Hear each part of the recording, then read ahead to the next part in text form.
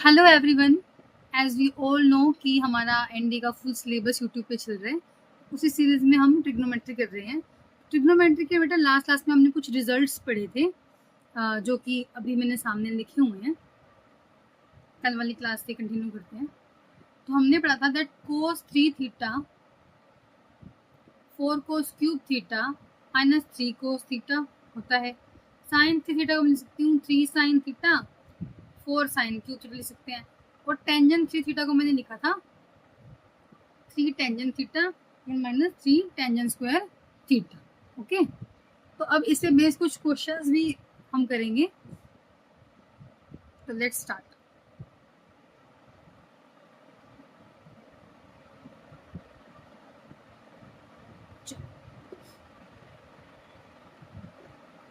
Question है हमारा, scroll up कर देती हूँ ना इसको।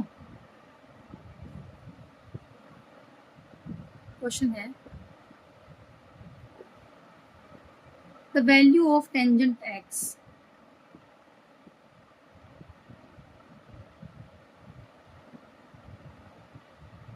Upon tangent 3x never lie between.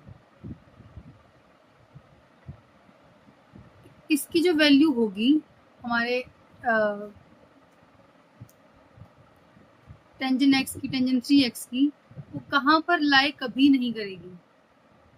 ठीक है, तो देखो लाई करना हमें याद है, फंक्शंस निकाल देते हैं हम लोग। फंक्शंस हमने किए हैं ना। देखो कैसे करेंगे ऐसे क्वेश्चन। सबसे पहले तो हम अपना जितना हमें आता है उतना इसको एक्सपेंड कर देंगे। मुझे पता है टेंजेंट एक्स और टेंजेंट एक्स रहेगा। टेंजेंट 3x को क्या मैं लिख सकती हूँ, मैंने अभी जस्ट फॉर्मूला पढ़ा है that 3 tangent x minus tangent cube x upon 1 minus 3 tangent square x लिख सकते हैं, है ना। इसको अगर मैं एक्सपेंड करती चलूँ तो ये कुछ ऐसा बन जाएगा। इसको ऊपर ले जाएंगे ना हम। देखो जो ये है ये वैल्यू ये ऊपर जाएगी। इसको लिख सकती हूँ मैं टेंजेंट एक्स और 1 minus 3 tangent square x upon 3 tangent x और 3 tangent x minus tangent cube x. यहाँ से भी मैं टेंजेंट एक्स कॉमन निकाल सकती हूँ, तो ये बन जाएगा बेटा tangent x 1 minus 3 ten square x upon tangent x 3 minus tangent square x. कुछ ऐसा बन गया। ठीक है, अब इसको क्या कर सकती हूँ मैं कि ये जो है मेरा किसी ना किसी किसी ना किसी नंबर के इक्वल होगा। तो मैं इसको टेंजेंट एक्स से टेंजेंट एक्स काट दूँ सबसे पहले तो, और इस वैल्यू को मैं 1 minus 3 ten square x upon 3 minus tangent square x को किसी के इक्वल कर देते हैं, किसी एक के। ठीक है, तो ये क्या बन जाएगा 1 माइनस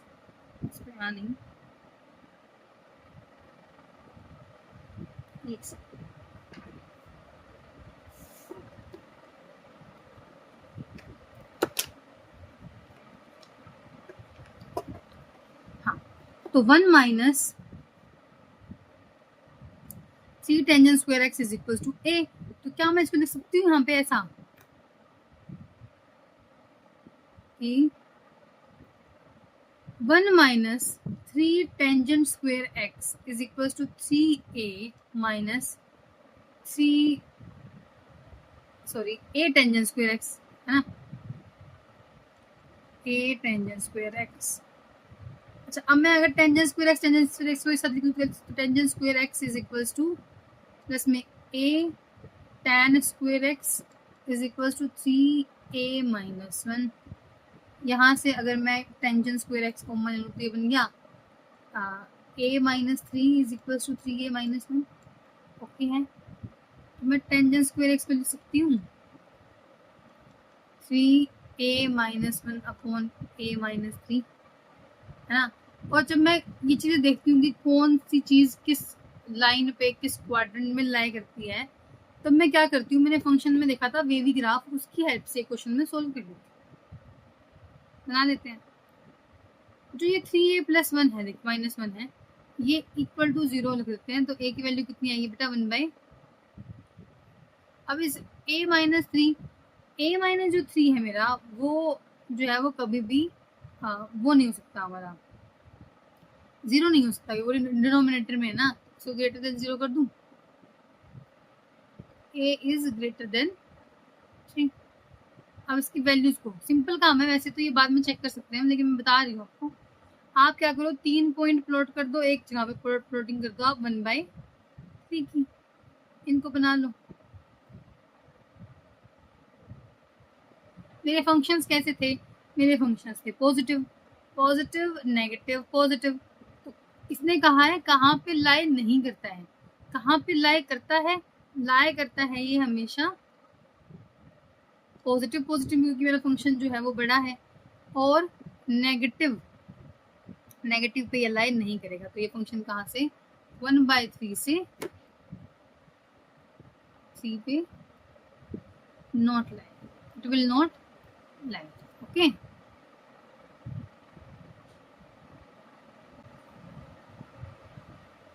तो अगला क्वेश्चन है हमारा कि साइन, स्क्रॉल अप कर लेते हैं इसको, sine theta is equal to 3 sine theta plus 2 alpha, then value of tangent theta plus alpha plus 2 tangent alpha. ये मेरे को क्वेश्चन दे दिया कि ऐसे ऐसे करके क्वेश्चन है, मेरे को वैल्यू दो आप टेंजेंट थीटा प्लस अल्फा की प्लस 2 टेंजेंट अल्फा की। मेरे पास गिवन है साइन थीटा के टर्म्स में, तो क्या मैं इसी टर्म्स में ये लिख सकती हूँ, साइन थीटा है यहाँ पे मेरे पास, ठीक है, और यहाँ पे है साइन थीटा प्लस, इसको लिख दो sine theta upon 3 sine theta plus 2 alpha is equal to 3/1। Okay, मुझे एक रूल आता है बेटा, कंपेंडो डिविडेंडो रूल, मैंने शायद आपको लास्ट क्लास में बताया था ये, कंपेंडो एंड डिविडेंडो। इसमें क्या होता है, देखो कोई रेशो है a/b इज इक्वल है किसी c/d के, तो मैं क्या कर सकती हूँ कि a + b a - b, c + d c - d, इनके रेशो भी ना सेम इक्वल होते हैं। यहाँ कर देंगे sign theta plus 3 sine theta plus 2 alpha upon sine theta minus 3 sine theta plus 2 alpha. यहाँ तक ओके है? सॉरी, यहाँ पे 3 कैसे आएगा, 3 तो वही है ना हमारा, 3 तो हम वही छोड़ के आए हैं, तो 3 तो नहीं आएगा। ओके, हाँ, तो अब इस तरह को हमारे पास sine a plus sine b, sine c minus sine d है ना। तो ऐसे फॉर्मूले हम खोल देते हैं ना, तो कैसा ये बनेगा 4 में 2, 2 × 4। फॉर्मूला खोलने पे ये बनेगा बेटा 2 sine c plus d, 2 sine theta plus 2 alpha by 2 और cos theta minus 2 alpha by 2 divided by 2 cos theta plus 2 alpha by 2 और sine theta minus 2 alpha by 2। ये फॉर्मेशन आ गई, 2 से 2 कट गया मेरा, और कुछ कट रहा है आप देख सकते हो, तो इज इक्वल टू 2 चल रहा है ना ये। अगर मैं इसको ध्यान से देखूं तो क्या ये बन रहा है साइन बाय कोस टेंजेंट और कोस बाय साइन कोट, है ना। इसको मैं लिख दूं यहाँ पे, अगर theta plus 2 alpha, 2 theta plus 2 alpha, चलो मैं लिख देती हूँ, इसको मैं यहाँ पे एक्सपेंड करके दिखा देती हूँ आपको। ये बन गया 2 theta plus 2 alpha by 2, basically ये बन गया थीटा प्लस अल्फा। ये थीटा से थीटा कैंसिल हो गया, तो कितना बचा, माइनस अल्फा, है ना। इसको मैं ऐसे लिख सकती हूँ, sine alpha plus theta cos alpha cos minus alpha upon cos alpha plus theta sine minus alpha. Cos में माइनस हो तो कोई फर्क नहीं पड़ता, वो सेम रहता है, तो इसको मैं लिख सकती हूँ that sine alpha plus theta cos alpha upon cos alpha plus theta, क्योंकि लेकिन साइन के केस में वो नेगेटिव रहता है, साइन का नेगेटिव बाहर आ गया, साइन अल्फा। अब साइन बाय कोस को लिख सकती हूँ मैं tangent, tangent theta plus alpha, और ये बन गया मेरा कोट अल्फा। अब मैं कोट अल्फा को ऑपोजिट करके टेंजेंट की टर्म में लिख सकती हूँ, क्या लिख सकती हूँ कि tangent theta plus alpha by में टेंजेंट अल्फा, ठीक है।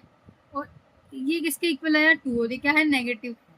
मेरे को निकालना क्या था, सबसे पहले तो क्वेश्चन को रिमाइंड करते हैं, क्वेश्चन में क्या निकालना था, क्वेश्चन में निकालना था tangent theta plus alpha plus 2 tangent alpha, लेकिन मेरे पास क्या है अभी, वैसे तो हाँ मेरे को दिख रहा है ना, लेकिन सिमिलर के कुछ ऐसा आ रहा है, देखो इसको मैं लिख दूँ tangent theta plus alpha is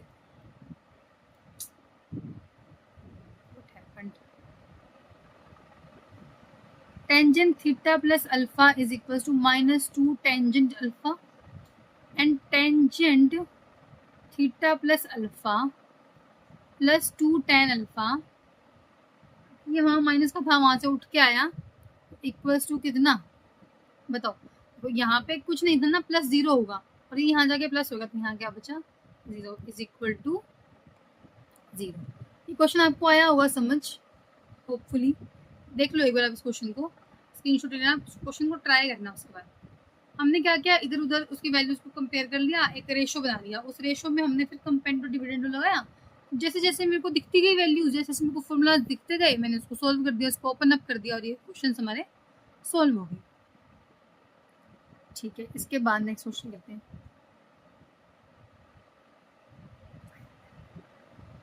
question है that if cos 2 beta is equals to cos a plus c upon cos a minus c, then tangent a, tangent b, tangent c, इन तीनों की वैल्यू बताओ।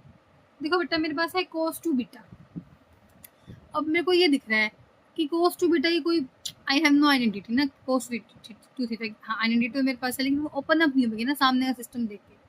मैंने क्या किया, मैंने इनको ऑपोजिट कर दिया, इसको मैंने लिख दिया 1 अपॉन कोस 2 बी, इनको इन्वर्स दे दिया, इनको ये भी इन्वर्स होगा, कोस ए माइनस सी और कोस ए प्लस सी।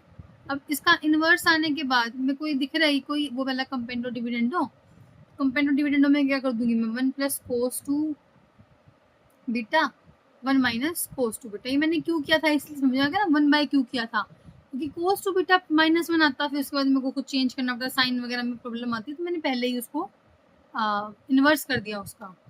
तो 1 प्लस कोस 2 बीटा को मैं लिख सकती हूँ बच्चे क्या, 2 कोस स्क्वायर, चलो इससे पहले ना ये तो मैं लिख दूंगी, इससे पहले जो दूसरा वाला वो भी कर लेते हैं, तो कोस ए माइनस सी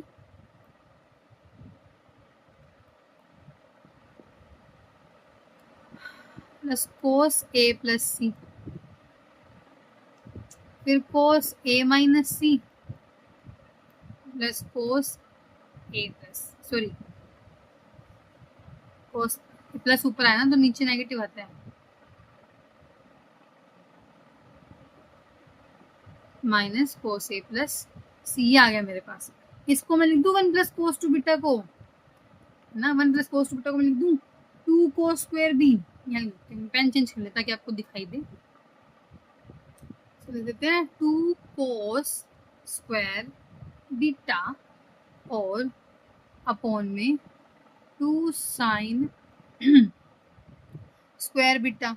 सामने आ गया मेरा, ये आइडेंटिटी किसकी होती है, 2 कोस ए कोस 2 cos A cos C 2 sin A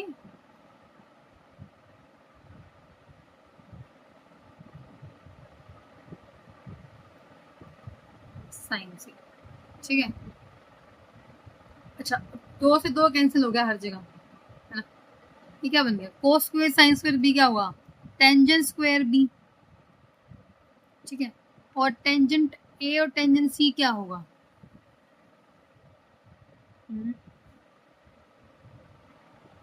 हाँ कोस ए अपॉन टेंजेंट ए,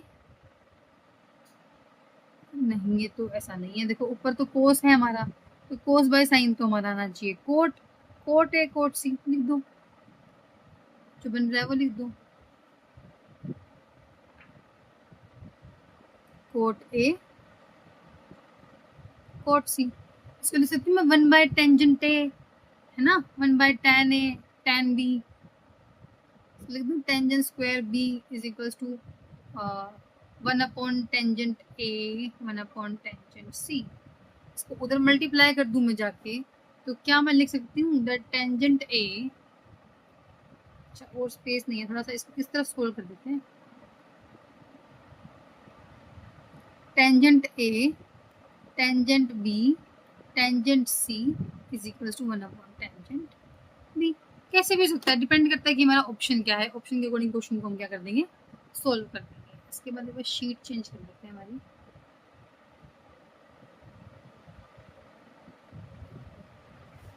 एक क्वेश्चन आया बेटा, कोस ए प्लस कोस 240 डिग्री प्लस ए प्लस कोस 240 डिग्री माइनस ए, इसको सोल्व करना था।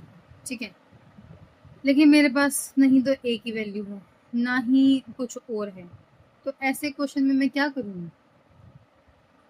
बताओ आप।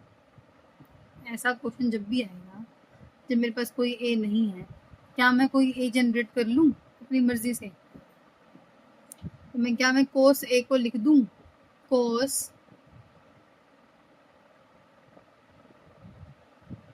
इसमें क्या होगा ना, फाइंड ए हो, ऑप्शन दे देती हूँ, ए बी सी डी, इसको ऐसे करोगे तो ये लेंथ हो जाएगा क्वेश्चन, और ये एक तरीका इसमें ऐसे दिया होगा, ऑप्शन दिए होंगे, आप डायरेक्ट वैल्यू पुट कर लो उसकी। ए को 30 लिख दिया, कोस 30 plus cos 240 plus 30 plus cos 240 minus 30, ये बन गया बेटा कोस 30 प्लस कोस 270 प्लस कोस 210। मेरे पास दो वैल्यू हैं, दो वैल्यू नहीं है। 270 क्या होता है बच्चे, 270 की वैल्यू क्या होती है, कोस 270 0 होता है ना,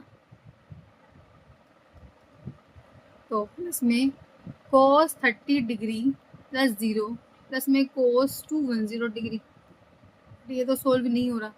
क्या मैं 210 डिग्री को लिख सकती हूँ, इसको मैं कोस 180 प्लस 30 लिख सकते हैं हम, हाँ तो क्या हो जाएगा, 180 केस में चेंजेस नहीं आते तो कोस 30, लेकिन क्योंकि थर्ड क्वाड्रेंट में जो कोस होता है हमारा वो नेगेटिव होता है, तो क्या इसको माइनस कोस लिख दूं, कोस 30 से माइनस कोस 30 कटेगा, कितना आंसर आया जी। इसी तरह से ज़्यादा कुछ मुश्किल नहीं है, इसी तरह से हम सिमिलरली आराम से ऐसे क्वेश्चन को हम आराम से कर सकते हैं। ठीक है, इसके बाद हमारा क्वेश्चन आया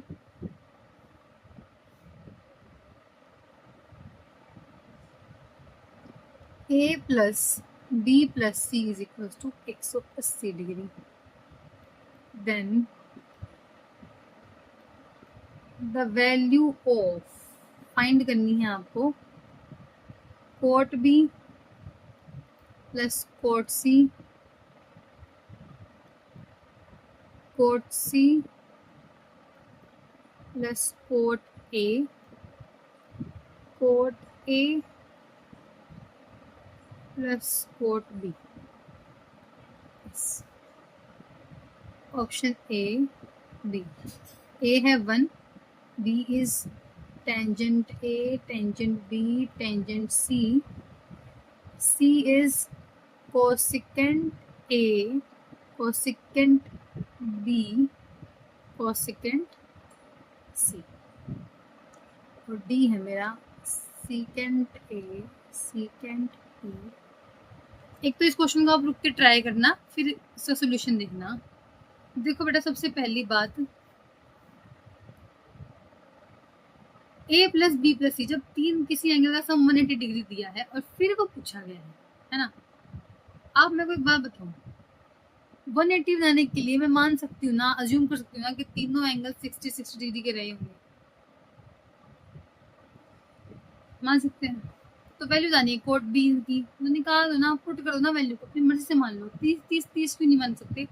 30 मिलके ना बनता नहीं है हमारा 180, है ना. तो क्या करेंगे हम, cot 60 प्लस cot 60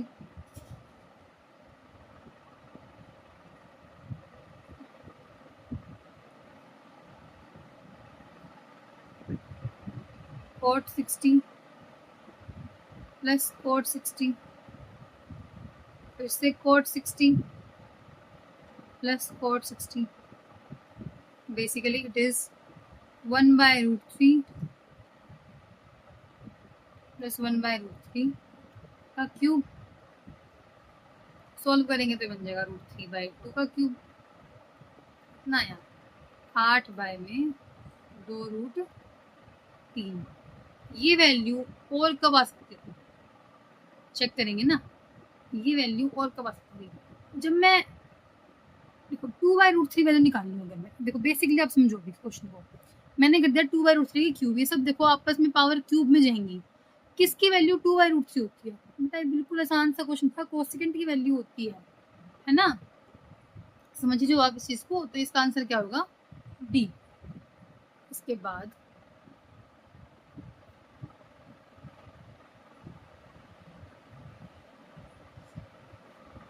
क्वेश्चन करते हैं.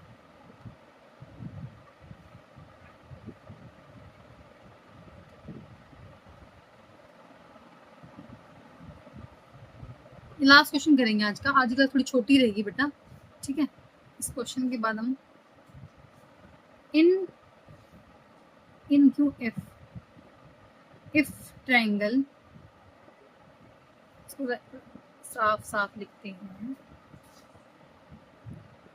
If triangle A B C, angle C is equals to 2π/3, then value of cos square A plus cos square B minus cos A cos B is, मेरे को एंगल C दिया है 2π/3. अब मेरे को फिर बाकी चीजें फाइंड करनी है. 2π/3 का मतलब क्या होता है बेटा, 120. π/3 आपका 60 होता है.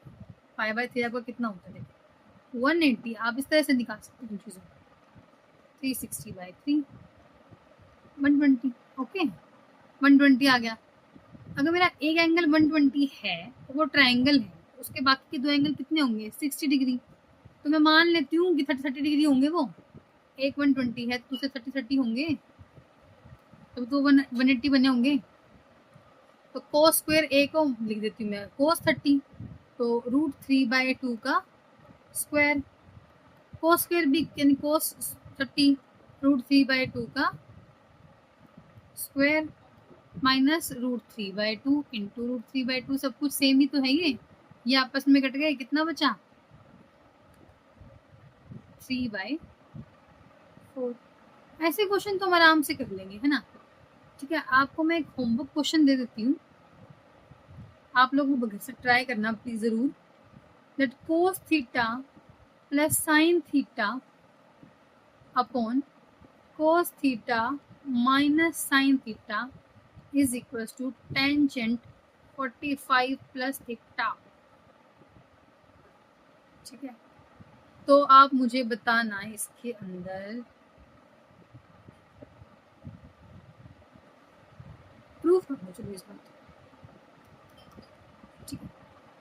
आज की क्लास में यही सम अप कर रही हूँ बेटा, आज थोड़ी छोटी रही है हमारी, पर कोई बात नहीं, इसको सीरीज को हम 2 से 3 लेक्चर में अब खत्म कर देंगे, इसके बाद इनवर्स ट्रिग्नोमेट्री स्टार्ट करेंगे।